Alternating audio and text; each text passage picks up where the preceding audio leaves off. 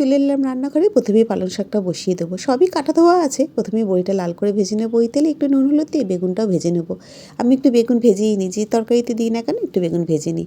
এবার ফোড়নে দেবো শুকনো লঙ্কার 5 ফোড়ন, একটু নাড়াচাড়া করে কেটে রাখা সবজিগুলো দিয়ে দেবো, একটু ভাজা ভাজা করে নেবো। সবজি ভাজা হয়ে গেছে, এবার কেটে ধুয়ে রাখা পালং শাকটা দিয়ে একটু নুন হলুদ দিয়ে, মনে হচ্ছে না কতটা, এক্ষুনি নিচ দিয়ে ঢেকে দেবো, দেখুন না এক্ষুনি মজে যাবে। তো এবার দিয়ে দেবো ভেজে রাখা বেগুন আর বড়িটা দিয়ে আবার একটু নাড়াচাড়া করে একটু মিষ্টি আর ধনেপাতা কুচি ছড়িয়ে নামিয়ে নেব। আমি কিন্তু পালং শাকে জানেন তো গাজর বিনস সবই দিই, যতটা সবজি খাওয়ানো যায় শীতকালে, এই আর কি।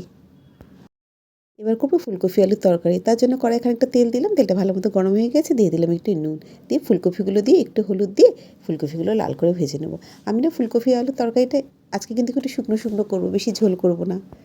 ফোড়নে দিলাম তেজপাতা আর গোটা জিরে, দিয়ে আলুটা দিয়ে দিলাম, একটু নুন আর হলুদ দিয়ে আলুটা লাল করে ভেজে নেব। দিলাম 2 চামচ আদা বাটা, দিয়ে একটু কষিয়ে নেব। এবার দেবো রেগুলারে কিছু গুঁড়ো মশলা, আমি একটা বাটিতে গুলে রেখেছি, হলুদের গুঁড়ো, কাশ্মীর জিরের গুঁড়ো, ধনের গুঁড়ো আর নুন দিয়ে ভালো করে কষিয়ে নেব। এবার দেবো টমেটো, মটরশুঁটি আর ভেজে রাখা ফুলকপিটা দিয়ে আবারও ভালো করে কষিয়ে নেব। আলু সেদ্ধ হওয়া পর্যন্ত একটু ঢেকে ঢেকে করব। আলু আর ফুলকপি সেদ্ধ হয়ে গেছে, এবার একটু মিষ্টি দিয়ে ধনেপাতা কুচি ছড়িয়ে নামিয়ে নেব। ফুলকপির তরকারি আমার তরকারিটা একটু শুকনো শুকনোই করলাম রাতে পরোটা দিয়ে খাওয়ার জন্য। তো চলুন কিচেনটা পরিষ্কার করতে হবে, তো কিচেন পরিষ্কার করে আপনাদেরকে লাঞ্চ মেনুটা একবার শেয়ার করে নেব। রান্নার পর কিচেনটা পরিষ্কার থাকলে এরকম কী ভালো লাগে না। তো চলুন লাঞ্চ মেনুটা শেয়ার করে নিই।